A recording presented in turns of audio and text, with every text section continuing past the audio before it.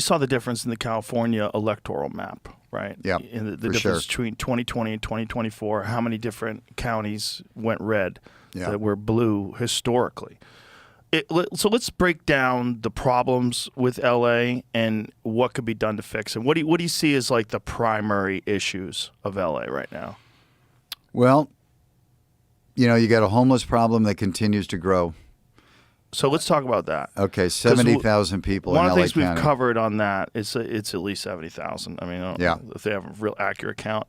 But the real question is why, and why is so much money spent on it and no results? We've covered it on this podcast that there's people that are bureaucrats that work for this Department of Homelessness, and they're making $250,000 a year. Yeah. And they have no incentive whatsoever to make anything better because it doesn't hurt them. Right. They're not paid based on whether or not they clean up the homeless issue. Right. They're just paid. So the longer the homeless issue goes on, the more they keep their job. Right. And it's a profitable job. Yep. And they just rant on and on about we need housing. Like, that's not the problem. But I had a plan, and I'm confident my plan would have worked. Let's talk about housing for a minute. L.A. and L.A. County, they put in a tax called HHH to build 10,000 units. At least about a year ago, I think they had maybe short of 1,000 units built. And that's amazing. Over 10 years. Over 10 years. I'm amazed they built one. Yeah, I know. But you know what they built them for? $800,000 a unit. Wow. That was the cost of it. If you go to the sector, the nonprofit sector that's actually doing amazing work with the homeless, like down on Skid Row, Ground Zero, they're building on average $300,000 a unit. But what happens in the city, in the government, there's so many layers of waste on top of waste on top of waste. It's ridiculous. So yeah, you're right. Very little is happening. Almost no housing is being built by the government, even though they have massive taxes. We got another tax called ULA. When you sell your home, you have to pay another 5% over $5 million. So there's taxes on top of taxes. There is a solution to the homeless. So I'll just give you an example. There's a company called Boxable outside of Vegas, and they're building units that are 500-600 square feet. On average, they're about $60,000-$70,000 a unit. This young guy figured out how to build basically a production line to knock these things out. And when I was campaigning, I said to him, when I win, I'm going to give you a contract for 30,000 units. And there's so much open space, Joe, in and around Los Angeles that's controlled by the city. And we're going to start getting people in homes, getting them taken care of, giving them the service they need. But the other thing we need to do, you can't have open drug dealing on the streets. We welcome it. And if you look around MacArthur Park, the great old Langer's Deli, and the poor owner, Norm Langers, who basically said, after 70 years, I got to close my restaurant. It's terrible. Terrible. Amazing old place. And then, Mayor Bass promised, I'm going to be down there. I'm going to clean it up. We're going to fix it. It hasn't changed in 6 months since she said that. It can be cleaned up. It can be fixed. You got to have some backbone. It's a lot of it is a mental health issue, correct? Very much so. Probably half. And drug addiction. Drug addiction, a lot of that comes from mental health issues as well, right? Yes. So what could be done? I mean, you're dealing with an enormous population of people that have this issue. It's probably closer to 100,000 in L.A. County. Maybe.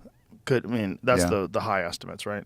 So let's say 70,000 to 100,000 people. You have a lot of people. What could be done to have some sort of a large program that gets real results with helping these people with their mental health issues and helping these people with their drug addiction issues? I think you start first by enforcing the law and don't allow the sale of drugs on the street and holding the drug dealers accountable. Not just the sale, but the open use. I mean, meth, cooking meth right out in front of everybody. Right. All the above. I mean, literally in downtown, there's tents that are run by the drug dealers where everybody knows to go to get their drugs. Yeah. So you got to start there. But I'm a big believer that government alone can't solve major problems, right? Right. And you've got organizations downtown that are really doing great stuff. Downtown Women's Center is doing great stuff. Union Rescue Mission, great stuff. And they're bringing people in. They're giving them the help and the treatment they need for drug addiction and mental health care, and they're giving them housing. scale those people up. Take the dollars we're spending and wasting on the city trying to do it and start pushing dollars to organizations that have a proven track record of success. And their success, Joe, is like a 90% success rate. And scale it. Why go reinvent a model that's already working well? And there's probably a dozen organizations downtown that are doing a good job. And what are and they you do doing? it at a fraction of the cost. Sorry to interrupt you. Do it at a fraction please. of the cost. Well, these people that are being successful, how are they doing it? What's their method? You know, I'm not the expert in it, but when I went down there and spent time during the campaign and since then, because we've been supportive of their efforts as a family, they actually welcome people as they are. No judgment. Downtown Women's Center. Tonight in Los Angeles, there'll be about 20,000 women that will go to sleep on the street, and the majority of those women will in some form or fashion be abused, sexually abused, right? It's terrible that we allow this. It's a crime we allow this. But an example of Downtown Women's Center, they accept them the way they are, mental health condition, drug addiction condition. They have embedded services downtown in their facility. They have housing there for them, and they give them the treatment. And it's happening in real time. And they're very effective doing it. Like I said, they've got about a 90% success rate. So they have highly educated, skilled workers that know how to react and deal with the people on the street. That's what we need more of. I don't think you need to build new big institutions.